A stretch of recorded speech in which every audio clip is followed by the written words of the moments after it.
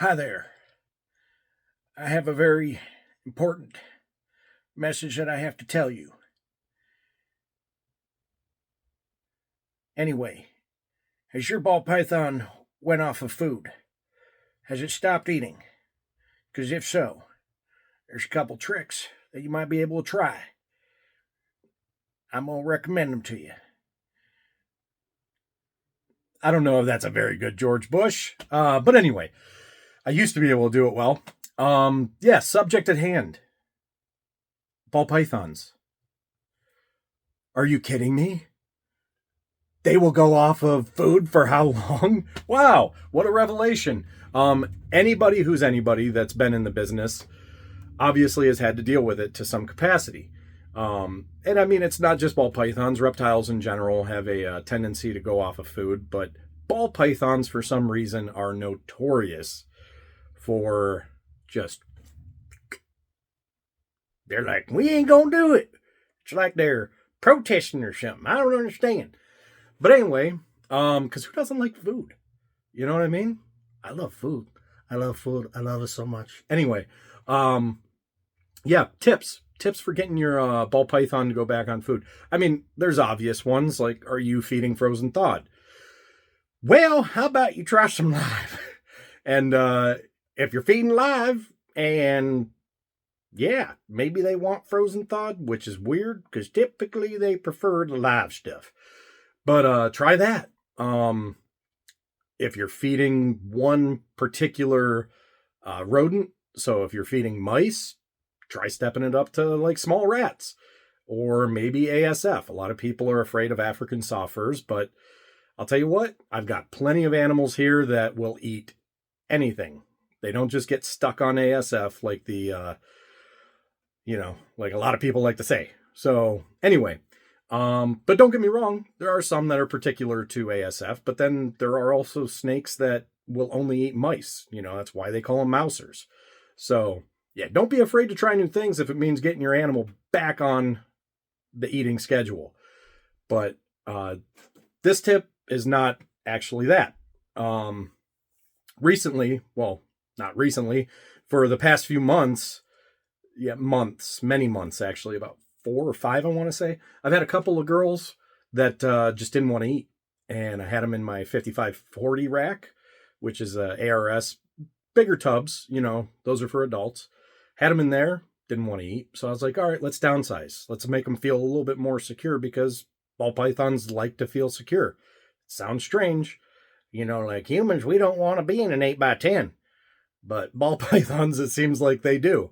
So I put them in my 1065 ARS rack, which is obviously smaller tubs, meant for anything up to about 1,200 grams or so.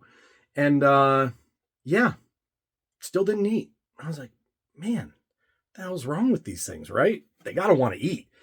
I mean, they drink and they still look healthy and all that good stuff, but I need them to grow for my breeding programs and stuff like that. So anyway, behind me, I've actually got them. I've got them. They're up here. And yeah, so last week, or no, I'm sorry, 2 weeks ago, I said, you know what?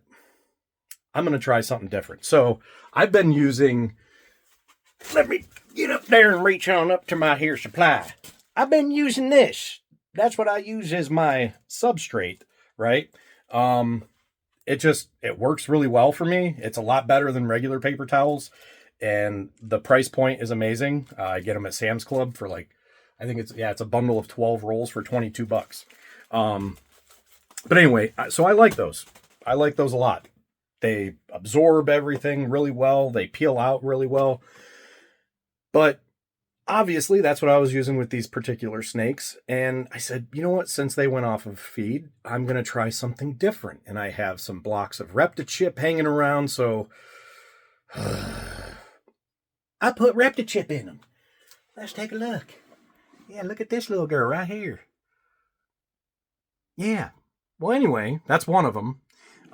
Yeah, she's a clown bamboo red stripe leopard, possible spot nose, yellow belly, and Nugene. That's what I got her as. And then the other one's the clown banana leopard and the clown pastel vanilla. So I'm like, hey, I'm going to put them all on Reptichip here and let them get a little comfortable. And once they get comfortable, I'm going to offer them some food. Well, I'll be damned. After a dang old week, guess what? I offered them some food. Nothing that I haven't offered before. Trust me, I breed the mice, the ASF, the rats. I have frozen of all of it. So I'm like, I'm at my end with this. But yeah, I offered them some smaller ASF because I didn't want to, after they haven't eaten for so long, you don't really want to offer them a big meal. You want to give them something that's going to be easier to digest, easier to kill, obviously, because they may not have enough energy for the bigger stuff. So yeah, so I offered them some smaller ASF, and guess what? Boom! Hot diggity dog! All three of them ate.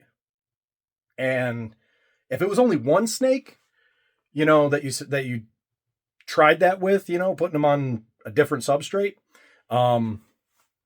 then you could say, maybe it was just finally ready to eat.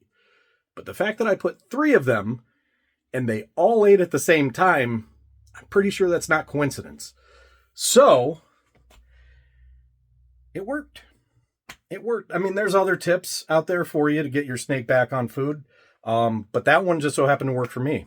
I don't know what to tell you. That's what they feel comfortable with. I do know that they were kept before I got them. They were kept on a similar substrate. I don't know if it was cocoa fiber or whatnot. But yeah, that's obviously what they prefer. So guess what? If that's what makes them eat, hallelujah. So anyway, this is a very long video, but I hope it was helpful to somebody out there. And yeah, if you have any questions, anything about, getting your ball python to go back on food, even getting hatchlings to eat, I have a special technique. It's not my own. I'm sure there's other people out there that do it, but it's something that I found that works really well for me. And yeah, so if you have questions, feel free to drop a rewind. Feel free to drop a crumb. At this point, I would just stop the damn video and start all over, but I'm not. Feel free to drop a comment down below. And again, thank you all so much for the likes, shares, subscribes. Man, it's awesome. You guys are awesome. Rock and roll. I hope you had a terrific day. I hope tomorrow's terrific. And remember this. Every day is a battle. Yesterday is a victory. So make today tomorrow's victory. And you are loved. May the force be with you.